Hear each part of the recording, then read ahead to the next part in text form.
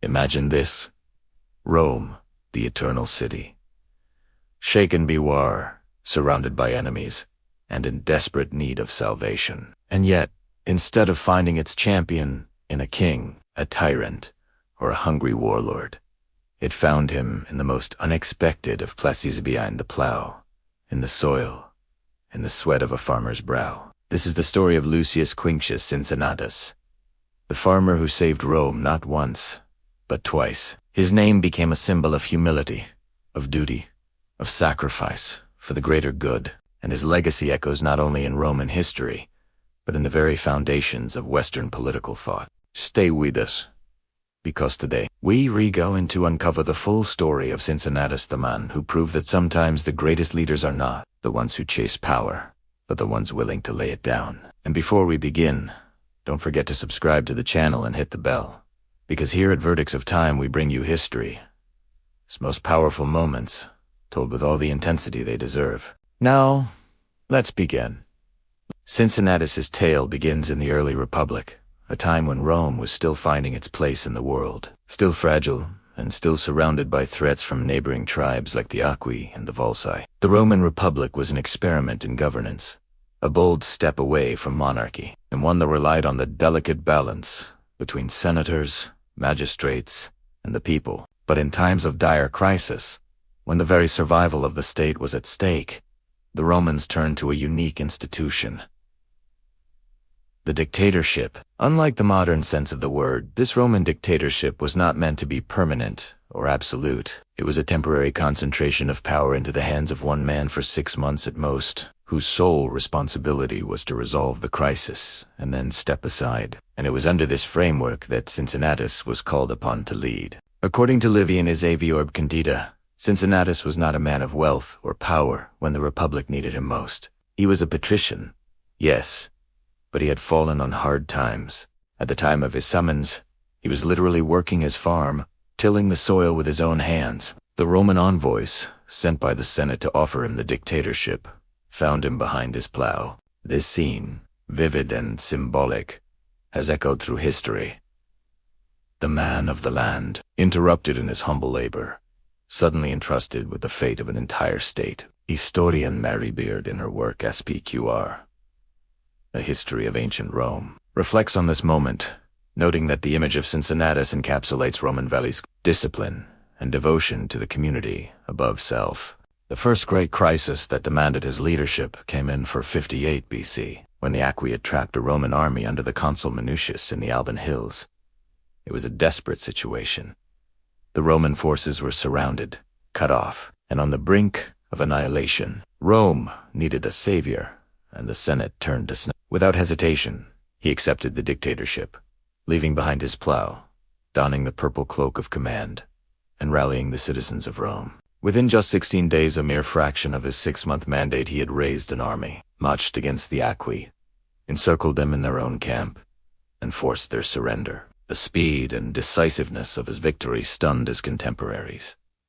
And Livy records how Cincinnatus, after securing Rome's survival, resigned his dictatorship immediately and returned to his farm. This act, resigning power the moment it was no longer needed, was revolutionary. In a world where leaders so often cling to authority, expand their influence, and turn victories into excuses for tyranny, Cincinnatus did the opposite. As the historian Plutarch emphasizes in Lives, Cincinnatus demonstrated that true greatness lies not in the accumulation of power, but in the refusal to be corrupted by it. This single gesture of humility elevated him to a near mythical status in Roman memory. But Cincinnatus's story did not end there. Rome would call upon him again in 439 BC, during another crisis, this time not from external enemies, but from within. A patrician named Spurius Malleus was accused of plotting to overthrow the Republic and seize power for himself. The Senate, fearing civil war, once again turned to the trusted farmer. Cincinnatus,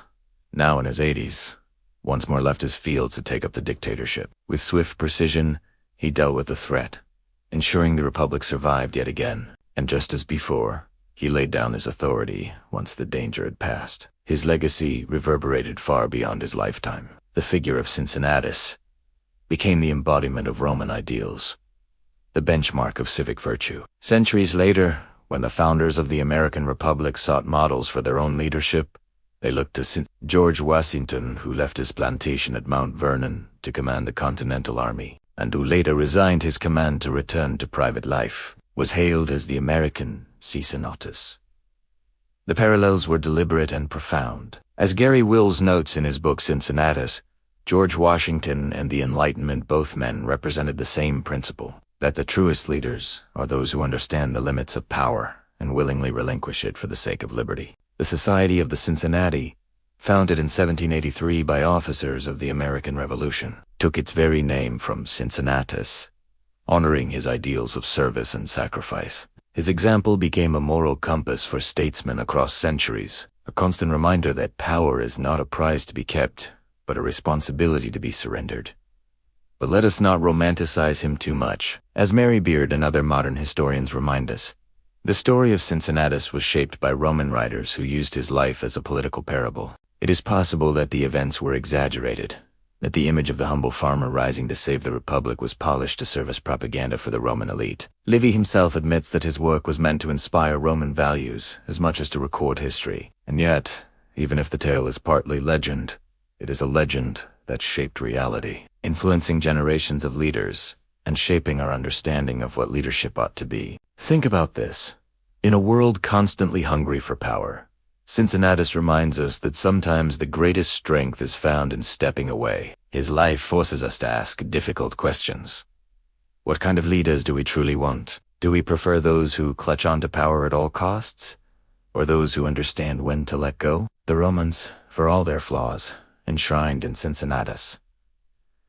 The answer they believed was right: a leader who serves, protects, and then returns to obscurity. And so, as we close this journey through the life of Lucius Quinctius Cincinnatus, let us not forget his enduring message. Leadership is not about the glory of one man, but about the survival and well-being of the many. Power is not meant to be hoarded, but wielded responsibly and then surrendered. His story, whether history or legend, continues to resonate because it speaks to a truth we still hunger for today. To you, the viewer, who has stayed with us through this story, remember T's history. It's not just about the past. It is about the choices we make in the present. When we demand integrity from our leaders, when we celebrate humility over ambition, we carry forward the torch of sin. And maybe, just maybe, in a world that so often glorifies the corrupt and the ambitious, we can still learn from the farmer who saved Rome by knowing when to walk away. Thank you for watching Vertex of Time. If you found this story powerful, don't forget to like the video, share it with someone who loves history, and subscribe for more tales of leaders, battles, and civilizations that shaped our world. And remember, the past is never just behind us. It's alive, speaking, and waiting for us to listen.